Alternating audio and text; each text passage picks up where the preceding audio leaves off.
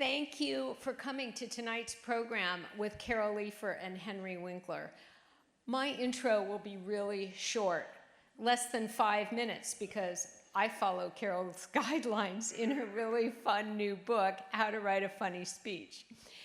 Abraham Lincoln, his Gettysburg Address, I think she said, was 5 minutes. Anyway, I'm Andrea Grossman, the founder of Writer's Block, now in our 29th season.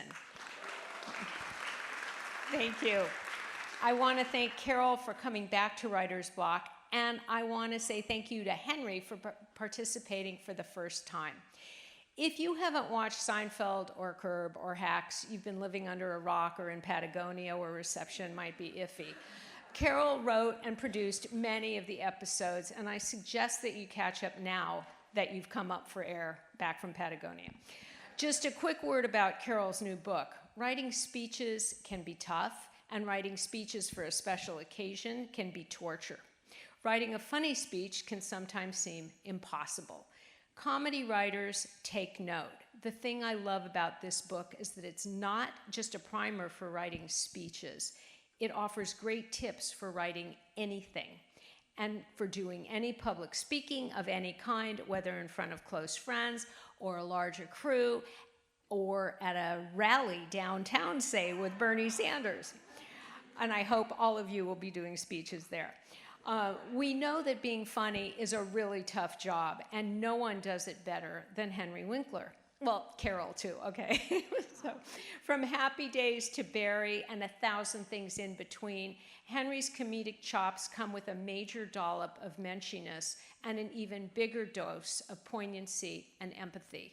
He's the author of a series of 28 children's books on dyslexia and a beautifully reviewed memoir called Being Henry, The Fonz and Beyond, and we have copies of that here too.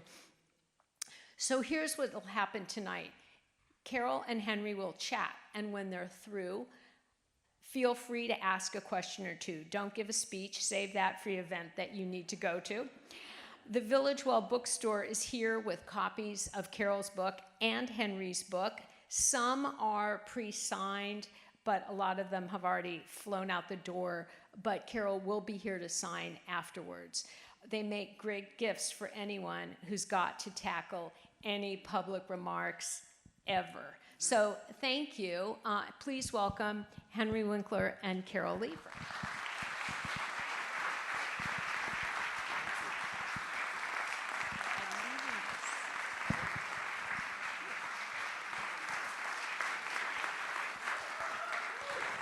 Okay. Okay. Just so that you know, I'm Henry. And it is a pleasure to be here. I would like you to just realize there are very few writers who wear exactly the same color as their book. This is a wonderful thing, very creative. I did it on purpose, Henry. Yeah. I did it All on right, purpose. so in being totally honest, we are friends. We are friends, We are yes. colleagues. Colleagues, of course. We have traveled all over the world together. Traveled Asia and Europe together on a great show called Better Late Than Never on NBC for 2 seasons. And when any of us, there was Bill Shatner, the late George Foreman, Terry Bradshaw, and me. Yeah. And if any one of us was stuck in a situation, Karl came running in with a fabulous line and then would run out.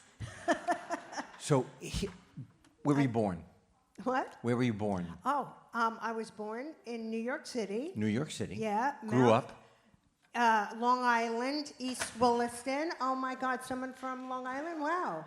Do you know? Okay. Height? Height 5'5". Nice. Yes. I think you're the only person I'm taller than. How tall are you? I'm 5'6" and a half. Oh, yeah. See, you present bigger. People say Taller, that. yes. They said, I didn't think you were so short. So, always knew you wanted to be a writer? Well, I always knew I wanted to be in show business, that's for sure. Okay. What was the first dream of being in show business would be as a... Well, around my neighborhood, I put on shows in our basement and would go around and sell tickets and put on, I don't remember exactly. Was it one-woman show or you got friends? No, it was just me. Ju- Just me. I and knew you wrote then. them? What? You wrote them? Yeah, whatever. I don't remember what I did, but people came and they bought tickets. So Really? Yeah. Did you save or spend immediately? I'm sure I spent the $1.50 that I earned, yes. But you know, Henry, I don't know if I've told you the story. My real showbiz entry was I went to school in upstate New York in Binghamton University, Harper College. Right. And I was in a theater group with the great Paul Reiser, who was very funny even then. And we bonded comedically. We Sure. could both lip sync the 2,000-Year-Old Man record. Carl Reiner, Mel Brooks, knew it by heart. And he said to me during college, he said, you know, summers I go down to Manhattan and I go on at these nightclubs and I do An open mic? Yeah, but at the time, stand-up was so new. You know, like this guy goes to nightclubs. Who is this? You know, like Vic Damone? I mean, you know, Ricky Ricardo going to nightclubs. So I went with him on, you know, as a lark. And it was a very simple process that it still is today. You know, we would line up in the afternoon, you'd get a number, you'd come back that night, you'd go up and do your 5 minutes. And then I really got the bug, you know? And my first time that I went on, Henry, it was crazy, that I did my first 5 minutes, I killed. And I thought, oh my God, this is so easy, this is so great. I'll be on the Tonight Show in 2 weeks and get my own show. It wasn't until the second time I went on that I just totally bombed. And I had brought all these friends from college to see me, and I had my cassette recorder on a table, and you can actually hear one of my friends during my set going, It was that bad. So I learned at an early age as a performer, especially stand-up, you got to keep doing it and doing it and doing it. So you went back to college, right? And then you would write your material? Yeah, I put my first 5 minutes together. Right. How long did it take you? What do you think? You know, not a lot of time, because I think as a comedian, comedians we think things that happen all the time. Like, one of the jokes in my first 5 minutes was, Trident gum. Remember their slogan, 4 out of 5 dentists surveyed recommend sugarless gum for their patients who chew I do. gum. I remember that. Yeah. I chewed it. You know, and as a joke, I'd be like, who's this 5th dentist? You know, what is he recommending? You know, rock candy and jujubes? See, it still works. So we're always thinking of things that bother us, that annoy us. But here it is. Very few people are funny.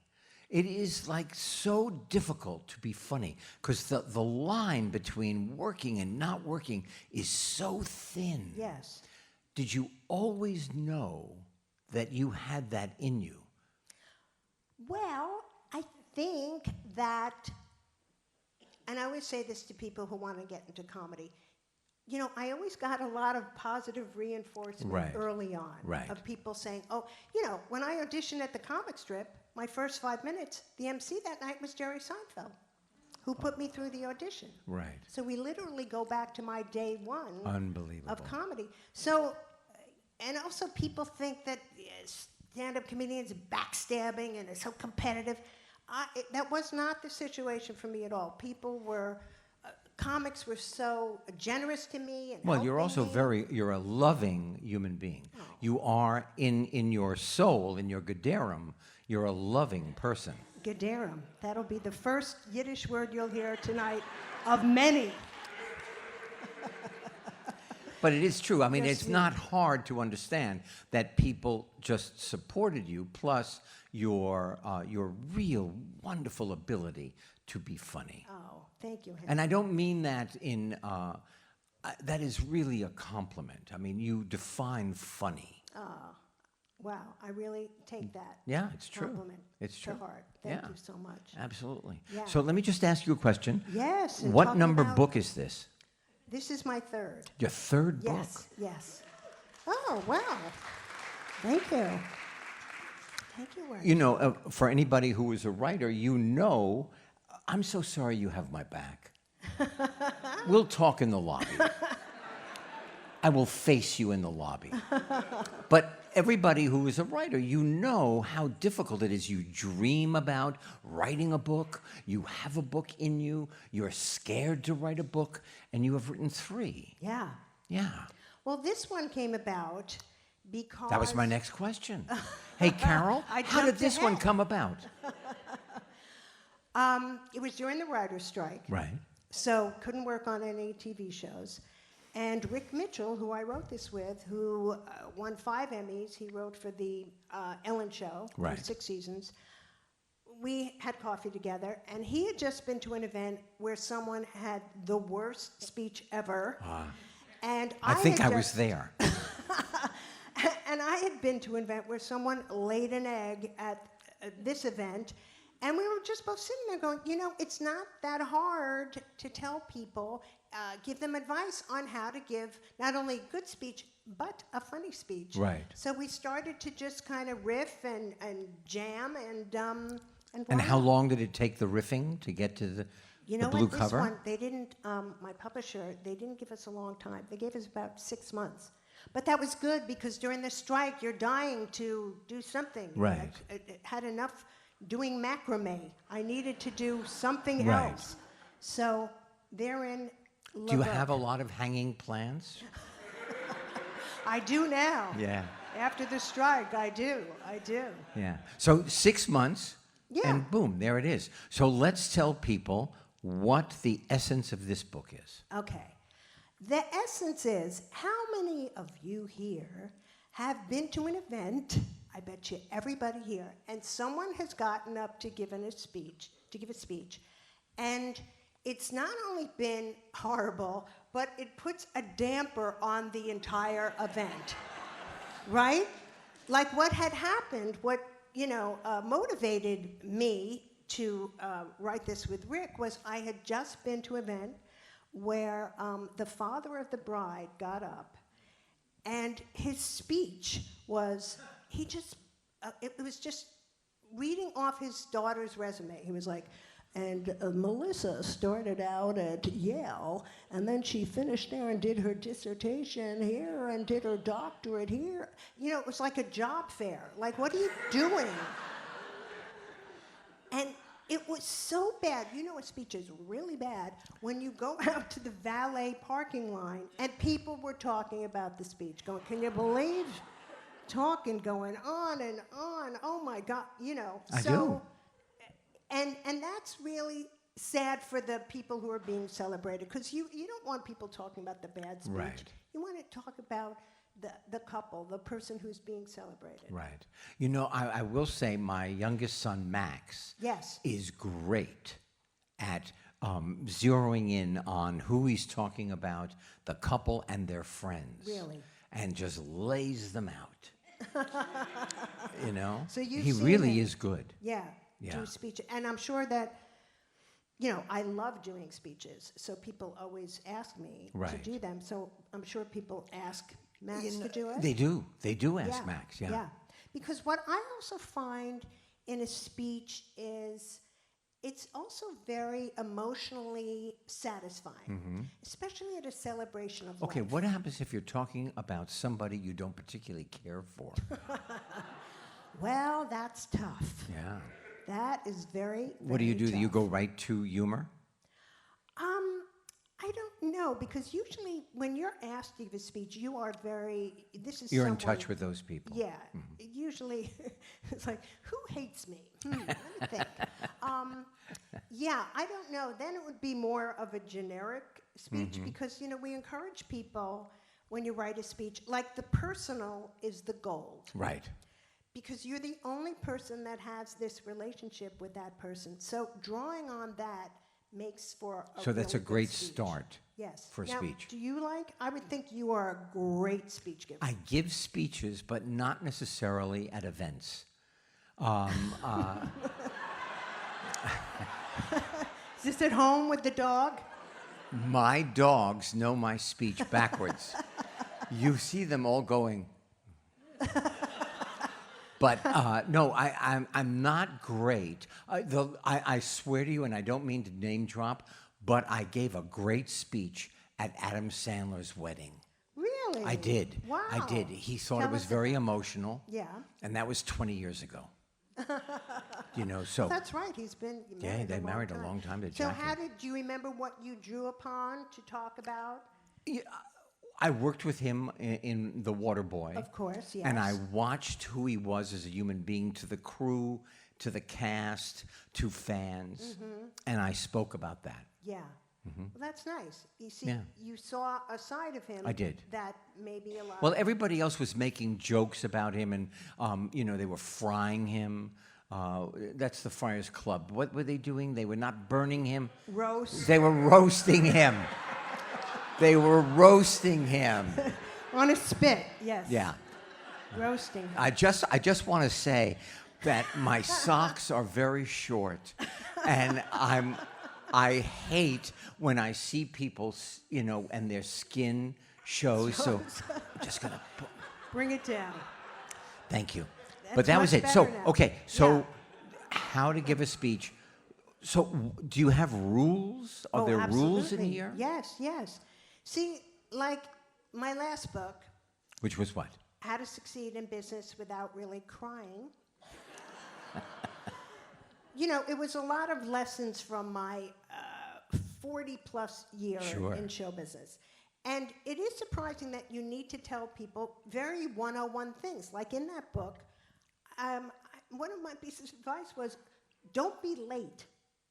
Don't be late for a job interview. Right. You're late for a job interview, you're not going to get the job. Right. But a lot of people don't necessarily Right. know that. They're not organized. Yeah. So with the speech book, we have very hard and fast rules that maybe Right. everybody doesn't know. For example, keep your speech 5 minutes and under. Right. Because how many times have you gone to an event and people drone on, and until the speeches are over, you can't get to the buffet. So you're sitting there, you're hangry. It's like a Seder. Waiting for Dayenu. Yes. And you're sneaking matzah. Oh my God! I got the story. Thank you. Yes, yes. Yeah. 4 questions, eat. Okay, I'm sorry. In fact, actually, I do an impression of a Seder. I want to hear Do it. you want to hear my impression? Yes. Okay. What page are we on? I don't understand. Okay, so Getting 5 back. minutes and 5 under. minutes and under. Under. Because, as I think Andrea mentioned, the Gettysburg Address was 2.5 minutes long. And we still remember some We of still it. love Abe We do. deeply. Love that hat. Yes. So, Okay, so now we know personal, personal. 5 minutes or under. Yes. Okay. Another thing, Yes. another 101 mistake, and I'm sure you've seen this at events, somebody gets up and they just say hello, and they start talking about the person, and you're like, is this a relative? Is this a roommate? Did they go to when you're So sitting identify yourself. there. Yes, because it becomes like an episode of Matlock. Like you're going, what? Who? Where? What? So, say, I'll hold for laughs. I'll always hold for laughs. Yeah, you've got to say who you are to this person. That gives you a context of what is about to happen. Okay. That's 3 rules. Yes. Are there more? Yeah, sure. Okay, keep going. Here's another one. Don't drink too much. Before. How many times have you seen this? Somebody, they want to loosen up. Yeah, have a drink. Have 1 drink. But then the person feels loose. Hey, pretty good. Then they have 7 more. No, don't do that. So, yeah, the basic rules like that. And then what we do when you pick up the book is we go through how you can actually make it funny. And that's not very hard. And then at the end, get this, we call it jokes to steal. Rick and I wrote lists of jokes for whatever event that you're at. Take these jokes, put them in your speech. They wouldn't know that it comes from you. Now, let me ask you a question. You have written on many shows. I have. And you usually write in a writer's room, Yes. right? So did that help you write with a partner? Absolutely. Yeah. Because, you know, a big reason why, I love doing stand-up, and I still do love doing stand-up, and I'll be at Flappers on Mother's Day with Wendy Liebman and Kathy Latman, so come on down. Laughs aplenty. Where will you be? Flappers. Where is that? It's in Burbank. Okay. I don't know why these clubs, Sir Laugh-A-Lots, Chuckles. It's always some very humiliating name Right. where you were performing at. But I love doing stand-up, but I really got into writing because I love being in a room of funny people. Yeah. It is one of the greatest highs, and Right after the Chinese meal, there's always a meal at like 11 o'clock at night. yeah, What if you're was staying yours? late, that's for sure. But there's an amazing synergy in a writer's room. True. From being in them, observing them. Somebody says something funny, somebody ricochets it there, and then it goes to another person, and boom, you have the line or whatever. Right. And it's a really, Now, let me ask you a question. Sometimes you don't have the line. How long did it take sometimes to find that one line on page 25? well, writers, we're used to working under pressure. Right. So, and with a team of writers, when, when you do a live taping like at Seinfeld, we need a line, you go to a group of writers, or at the Oscars. You mean at that performance? Yes. You're standing in a circle? Yes. Right. But, like, for example, when I worked on Curb, Right. I such never a did. joy. I've never been invited. Oh. Yeah. And I'm so I sorry it's feel over bad. now. Yeah, I Yeah. feel bad too. Yeah, we should have had you on. But Can when we you were continue? working on When Curb, I was I'll live working on it. vicariously. All right. Larry David would have the writers on set all Right. the time, so that if he needed a line, he would come to us and say, I need something here. So, for example, I don't know if you remember the episode where Larry goes into a restaurant, and there's a good-looking section and a bad-looking section. So Larry came over, and he was like, when I'm walking through the ugly section, I need a line. So I gave him that he walks through, and he says, oh, look what happened here. What happened here? And when I make Larry David laugh like that, we're using that, and it winds up in the show. That's an amazing, amazing Yeah, feeling. I never had that chance. Or even when Billy Crystal, Yeah, who I funny. wrote for 2 times, a great Oscar host, Yeah. one of the all-time Right, greats. true.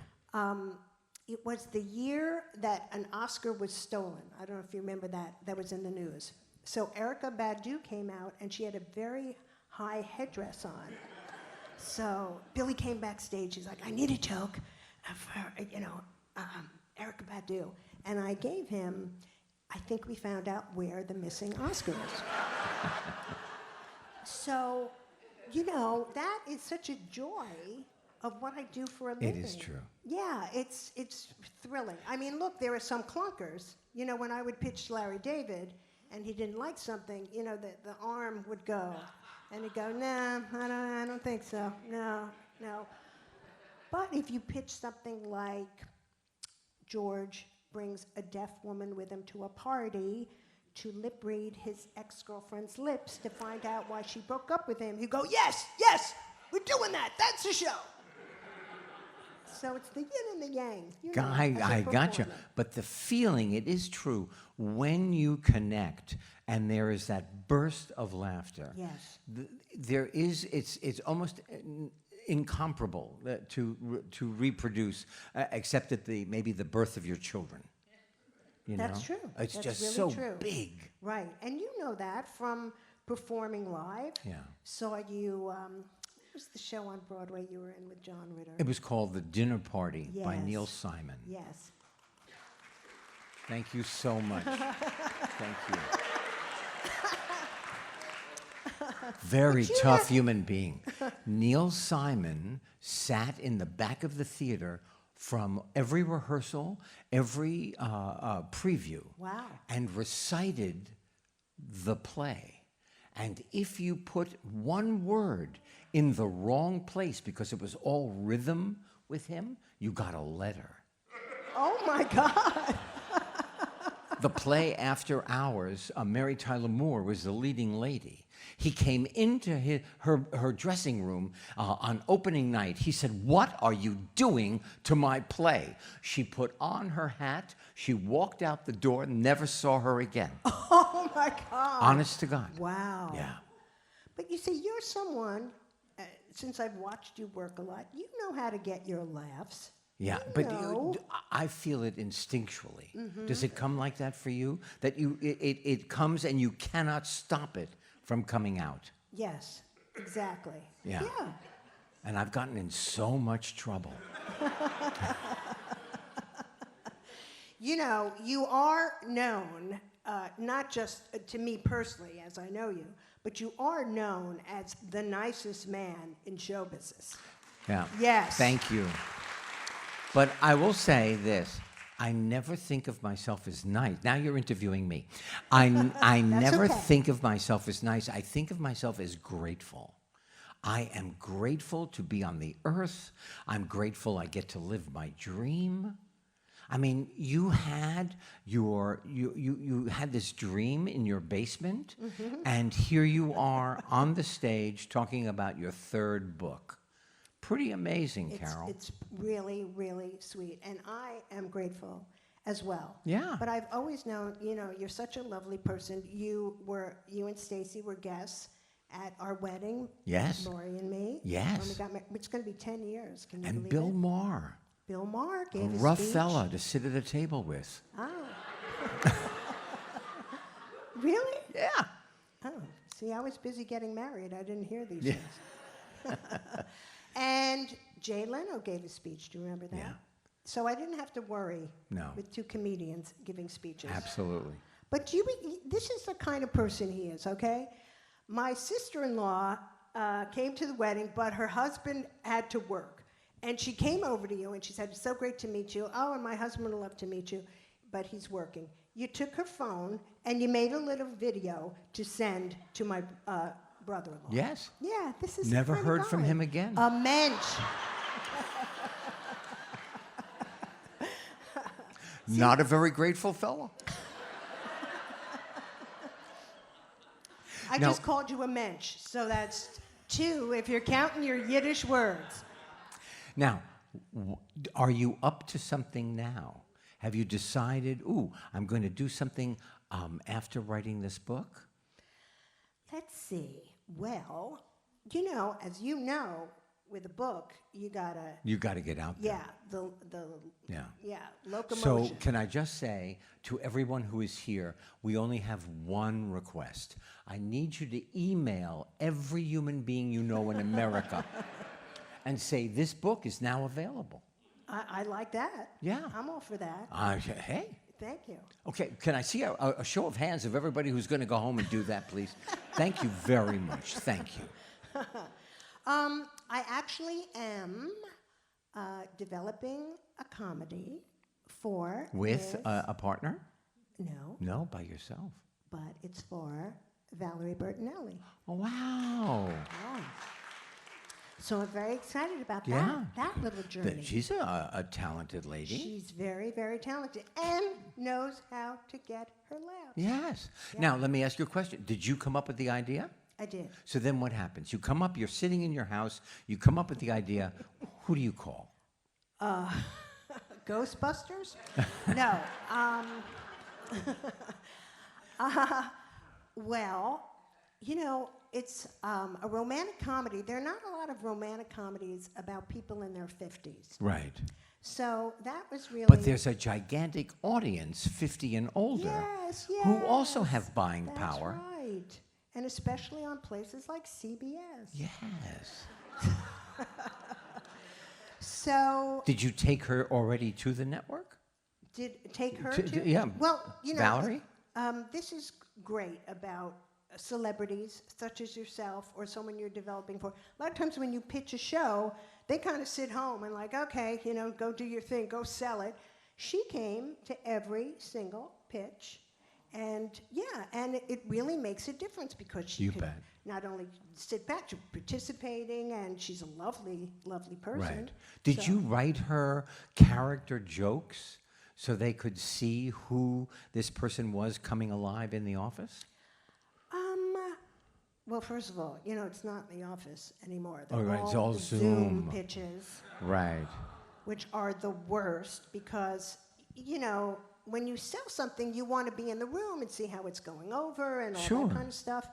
And Zoom, you know, you see people, they're checking their email and so It's that's true. difficult. But, you know, you explain the concept of what it's going to be, and she would jump in here and there where she felt she should. So that was great. So I'm excited to start working on that after Selling this. Got Are you that. going on the road? I just came back from New York Right. last week. I was on Kelly Clarkson. There you go. Yeah, Big have show. you been on her show? I have. Isn't she amazing? Before and after. Before. A fuller woman Oh, and less so. I A see. different size dress. She looks amazing. Okay, can I tell you one thing about Yes, Kelly yes. Clarkson? Okay, I was directing Sabrina the Teenage Witch. Yes. And this young lady was a kind of a day player, and she brought her friend along from Texas, 17-year-old Kelly Clarkson, who was so filled with personality, I Taft-Hartley'd her. She didn't have a SAG card. I said, you've got to be in the scene, just whatever you do, I'll film it. Wow. Hello, she didn't remember. She didn't know? No. Oh, my God. But we talked about, my book, and it was okay. But she's So lovely. you were on. She is Yeah, lovely. and I love meeting people, because I'm still very starstruck. Me too. Like, even when I write on the Oscars, I still, meeting celebrities, like Sandra Bullock, for example. Nice I wrote person in her- person. Amazing. And I wrote her patter, and one of the things was I had the phrase mishigosh in it, and I went over to her to say, Sandra, this word mishigosh, it means, she was like, I know what it means, I'm Jewish. Yeah. Who knew? Yeah, who knew? Who the knew? little things you find out. Wow. Yeah. She's so tough. And yeah. She's lovely. Really. Yeah. I never and then met her. even Angelina Jolie, when she was a presenter, I really wanted Did she to- have blood? That was a couple of husbands. Oh, I see. But when she was there at the Oscars, I wanted to go over to her and tell her that, which is true, that her story of adopting internationally inspired me and my wife Lori to adopt our son from Guatemala. Bruno, Yes, Bruno. who's now 19. Bruno. Yes, he's 19. Our little Jew-tino. Yeah, and I don't know if you know this or not, Henry, but Bruno is actually a biblical name. Yeah, Bruno was the bouncer on Noah's Ark. When that third giraffe tried to get on. You get out of here. Yeah, I digress. Anyway, I wanted to No, tell... but he's now, this is a wonderful thing, Yes. because I met him as a little boy, I and know. now he's applying to college. And now he's applying to college. Unbelievable. It's crazy. Yeah. So when I met her, I didn't meet her. She was one of the presenters. I wanted to tell her that she was an influence on us adopting, and her publicist said, you know, send me an email and I'll forward it to her. And I thought, clickety-clack, you know, never hear anything. And sure enough, she wrote back and said, I'm so inspired that you were inspired to adopt internationally, and sent her a picture of Bruno and our family, and you know, it was really lovely. So, Yeah. you know, you never know. It's unbelievable. Yeah. So let me ask you a question. Can we turn the lights up a little bit? Can we turn the lights up so we can see the audience? Yeah. You know? How about that? Is there anybody in the booth? Okay, here we are. This is great. Yes. Nice. Hi. All right, so I think this is a great time to ask if you have a question. Do you have a question? For either of us. For anybody? Yeah. And don't be shy. I'm going to pass a mic around. So, All right, well, there's a hear. young lady near you. Okay. And just tell us what your name is. My name is Barbara, and my question for you, our daughter's getting married soon, and we're going to have to give a speech. Muzzle tough. How do you feel about props? Like, do you bring pictures to embarrass them? Do you know, how do you feel about props on a first speech?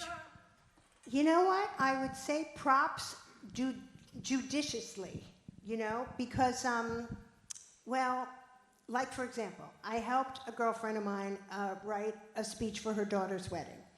And she was talking about her daughter, how selfless she is, that as a little girl, when they were making balloon animals for the kids, she kept letting kids go in front of her, and to the point where she didn't get a balloon animal.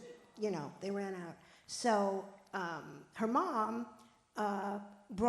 she told that story, and she said it might be a little late, and she gave her a balloon animal. Yeah, so you see, something like that is nice, but I don't know, props. Because it really was part of the life. Yes, but you don't want to be Gallagher out there, you know? Go easy. with No that watermelons. That's right. All right. No watermelons. So, yeah. There's a gentleman right here in the third row. Third row. Right Oh, here. you are. Lewis. Yeah. What is your name, sir? Lewis. Hi, Lou. Hi. Early in the conversation, you said there are very few people who are funny. And I just want to say, I think that's wrong. I think there are a lot of funny people in the world. The people who's have lasted longest in my life with relationships are people who I make laugh and who make me laugh. I think there are very few people who are motivated to be funny professionally.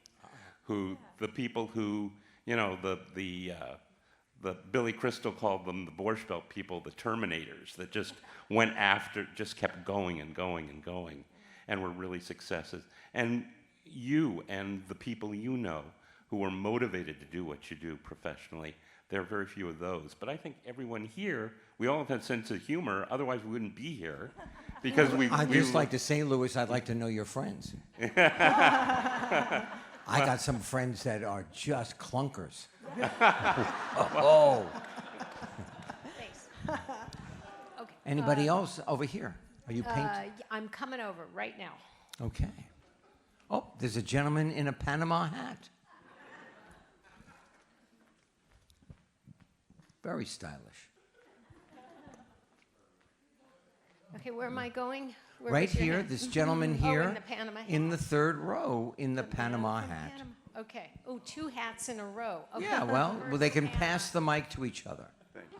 What is your name, sir? I'm Victor.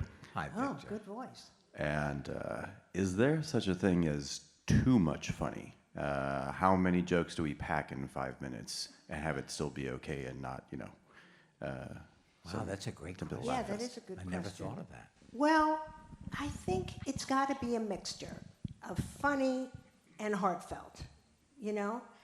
Like, especially at the end, it's really not a time we think, not to be that funny, just really speak from the heart about the person. You know, again, like I was saying earlier, this is a really special moment in this person's life, and that they asked you to speak is really telling of your relationship. But at the end, it's nice to wrap it up with something heartfelt. The other thing that I've always thought is weird at events is when somebody gives a beautiful toast and they wrap it up with a bow with something heartfelt at the end, and then they just wander back to their seat. You know, it's like go over to the person, to the couple, hug them, kiss them, you know, whatever it is. You know, that always looks, that always makes it full circle kind of thing. So it's a mixture, you know. I wouldn't want people to think you got to go out there and, you know, be Jackie Mason. Just, you know, a few jokes, and we help you in the back. Well, that's a great answer. Thank you. That was a great answer. I saw Jackie Mason live. I couldn't breathe. Right? He was so funny. I know. Oh my God. Yeah, killer. Killer. Yeah. But if a person is funny, there is never too much. But it is, I do agree to close with your heart. Yes, Yeah. absolutely. Great. Oh, else? okay. Oh, okay. You're going to lose weight. Oh, I guess Oh, hi. We're going to be there in a minute. We spoke before. I actually came here to give you a book that I'm writing, or I've written, and it's. I'm impressed by your children's series, and I want to turn this into a children's series, and it's about A children's book? a few books, because few books. It's about what words mean at the beginning. Like, I look on your word there, and I see the block word, and I don't know that BL words, they're always bad. Blur, blemish, block. It's stuff like that. But but okay, I'm giving this to you to give to him. It's a gift. Oh, okay. And that's what it is. And there's something also there about your eye condition that I might be helpful with. Yeah. Thank you. Thank you very much. Sir, I just want to say I don't read. But, Okay. but I'm so happy to have it. That is documented, I'm yes. making my I way can there. say Yeah, it's true. Hi. One, I love the band Blur. What is your name? My name is Eric Connor. Hello. Hi, Eric. So Blur is a fabulous band, so I have nothing against BL words. I just want to make that said. The hardest speech I ever had to give was after you, Mr. Winkler. You spoke at a graduation over at New York Film Academy in Burbank, and Burbank where Flappers is, and we will Yes. go, I promise. Yeah. Mother's For Day, Mother's come on Day, down. perfect gift. And I had to go on after you.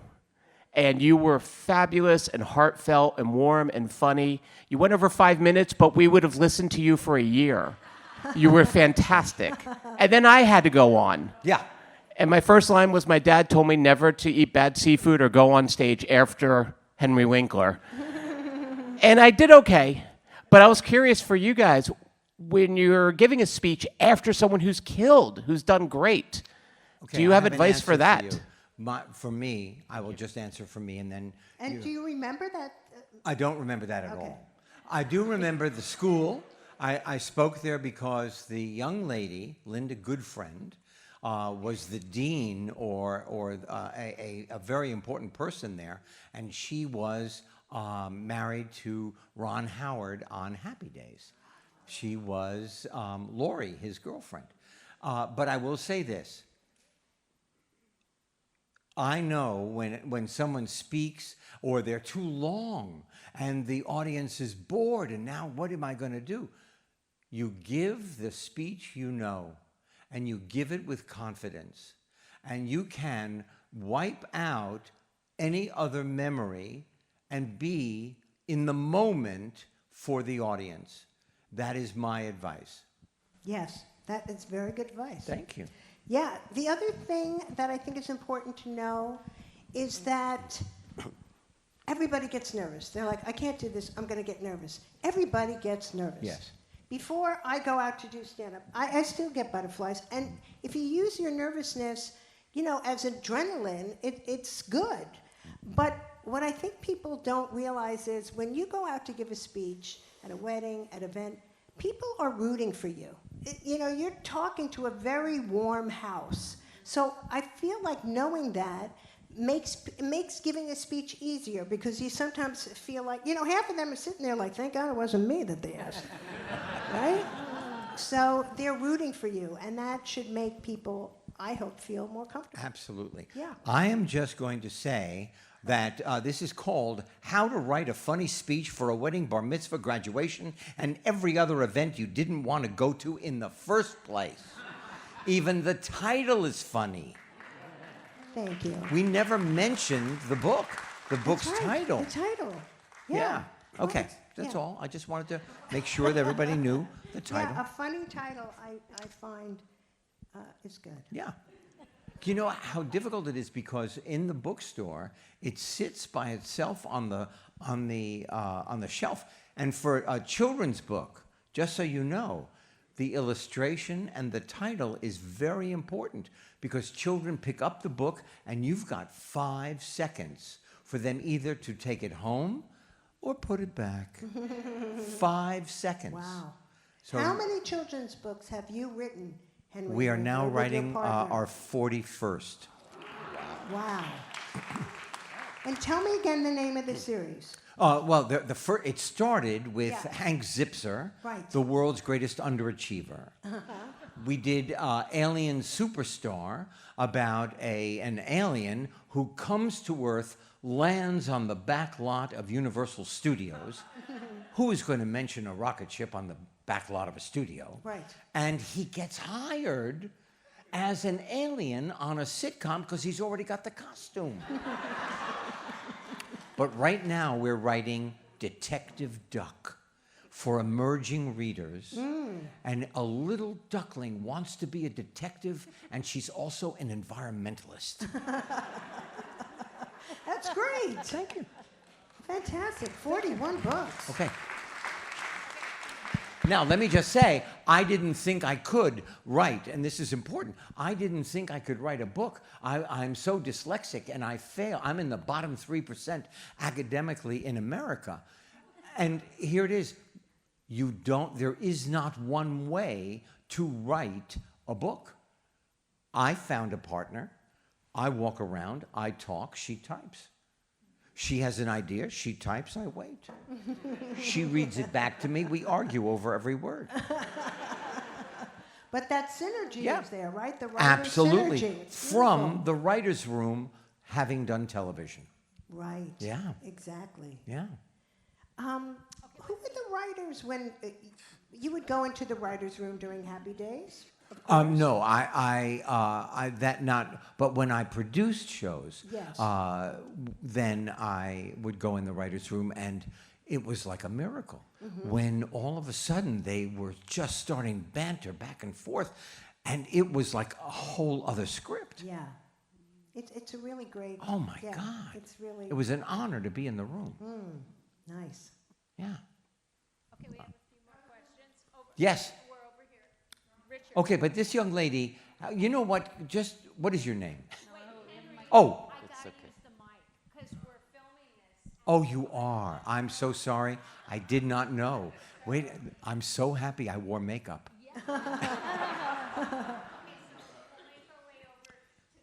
Absolutely. So, What is I'm your so- name, sir? Richard Green. Hi, Henry. Hi, How are you? Richard. Good How to are see you again. And I wanted to relate this to why people love you. But first, I wanted to say I teach public speaking. I've done it for 40 years. Wow. And I think the secret to not being nervous, up to a point, you're always going to be a little nervous, is to understand that you're just having a conversation with the audience, not giving a speech at the audience or a presentation to the audience. So a conversation from your heart about something that you are authentically passionate about in order to give a gift to help inspire the audience. That's the secret of public speaking. And that relates to why people love you, Henry Winkler. Because the key to everything, I think, in human communication is authenticity. And authentically caring, authentic passion. And every single interaction that I've ever had with you and anyone I've ever spoken to has had with you, you've been coming from your heart. You've been a real person, a mensch, and completely authentic. And that's the secret to giving a great wedding or a bar mitzvah speech as well. And it's all in this book. Okay. Well, I'm making my way Thank you, over. There are Richard. a few more questions. Yeah. And so, yep, I'm coming to you. Whoops. My name's Brian, and I have a question about doing a funny speech at like a professional development or in a professional capacity? What's the level of humor, and how do you approach it if you can't get too personal? Well, that's a good question. Like work speeches, you're saying, as opposed to personal speeches. Work speeches, you have to be a little more careful because, you know, it's work. It's not, it becomes a different standard. You got the HR stuff, all that kind of thing. So you have to be more careful. Here's something that we really recommend in the book, and I think that a lot of people don't know. If you're giving a speech and you have some things that are a little on the line or you're not sure about, you know, it's always good to feel free to run it by someone that you work with, someone else who knows the event, and ask these questions, because a lot of times you're not sure, and this way someone can give you guidance of, yeah, I think that's fine, or, you know, maybe not here. So rely on, you know, your colleagues at a work situation to see if something's appropriate or not. And then also, you would know where you work, what the level of humor is, you know, hey, yeah, let's have a good time, or it's like, keep it down, keep it low. So that's another good thing, you know, to figure out. But asking people is, a lot of people feel like that's cheating in a way or something, but it's important. Yeah, and I will add only one thing to what you said, which Of is a course. great answer, and that is listen to your gut. If your gut says, oh, I'm not sure, if you're not sure, leave it out. Yeah. You know, but I will tell you, when you're giving a professional speech, you tell them who you are. Your speech is about what your journey has been. And what is amazing is that we are all the same. And people will relate to your journey because they have experienced it almost exactly in the same way, just in a different circumstance or different people. Hi. Hi. What is your name? My name is Kathy Pewter. I met you in 2008. Was I polite? You absolutely were. And like you, Carol, I have 2 books for you and you that I've written, and the title of mine is Long Like Yours. And I wanted to ask you, for people that have dyslexia like you, in those moments when you were doing your script reading, I had read that it was a little difficult. I work with kids with autistic and dyslexia and different things, so I kind of know. But from your experience, when you were reading your script and you just kind of stumbled or whatever, what do you think helped you to... You know what? I will tell you exactly. I only found out I was dyslexic when I was 31. Wow. So I was told I was stupid, lazy. My parents called me dumme Hund, which is dumb dog. Very, very supportive people. But the thing is that I used humor. I would make mistakes. And I then screwed up the timing of my fellow actors because I didn't give them the cue, because I couldn't read it or the words started to swim on the page, so I made it up. And only afterwards did I realize how embarrassed I was. I was fighting for my life at that time, and then finally I realized, oh my goodness, I have to get this together and work a little harder on the script when I'm reading it out loud with the fellow actors. Okay, where's this young lady? This young lady right here. Okay. Oh, Janine. Okay. That young lady. Okay. Wait, excuse me. I'm coming over here. Hi. Some of the very best and very worst speeches I have ever heard have been funerals, and including my own family, many. So, hi, and I was just curious if you addressed funerals in your book. Yes, we do. You know, the thing is about funerals is a lot of times people are afraid to be funny, but it's actually, especially at a celebration of life, people do like hearing stories. about the person who's passed, because everyone there loved this person, and there are certain qualities that people recognize about that person. So we encourage people to dig a little and to tell some funny stories. Like, for example, my cousin Jay, he passed away a couple years ago, sadly, at 55. He had cancer. But I wanted to talk about, he was such a people person. I mean, to the point, just life of the party, social butterfly, so much so that we went to see the Beach Boys all together at the Greek Theater. And the whole time I'm talking about, we got invited to the after party, and I said, I want to go over to Mike Love and say something to him, because I opened for them in 1982 at Harrah's in Lake Tahoe, and I want to see if he remembers me. So I'm trying, I'm looking at Mike Love the whole part, like, where do I have my opportunity, blah, blah, blah. I couldn't do it yet, so I go to the bar to get a drink. I turn around. My cousin Jay is talking to Mike Love like he's known him for 40 years.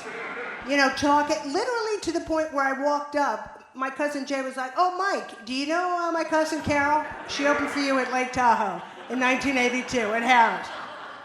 And people love that story because it really encompassed so much of what, who he was, what he was. I mean, clearly, if someone has just passed away, and this is very fresh, you just read the room. But it is always great, I find, at celebrations of life to tell stories like that, because people they love this person, and they want to remember everything about them. Yeah, as a matter of fact, the Jewish prayer for the dead is talking about the living. It is it is a celebration of life, as opposed to mourning the death. Yeah. Thank you, Rabbi Winkler. That a great question. Thank you. Okay, we're going to do a few more questions. This lady in the front. Thank you. Hi. What is your name? Laura. Hi, Laura. Oh, I was going to ask if you would going to contemplate doing stand-up, but you already answered that. So I wonder, do you attend stand-up shows yourself? And if so, do you watch them as a civilian, or are you paying attention to joke structure? Oh, that's a good question. And things like Very that. good question. I love comedians. I love watching them. I love people making me laugh. And I do watch comedians very carefully to, I marvel at other people's delivery and the things they're talking about. There's a guy out now, Nate Bargatze. Oh.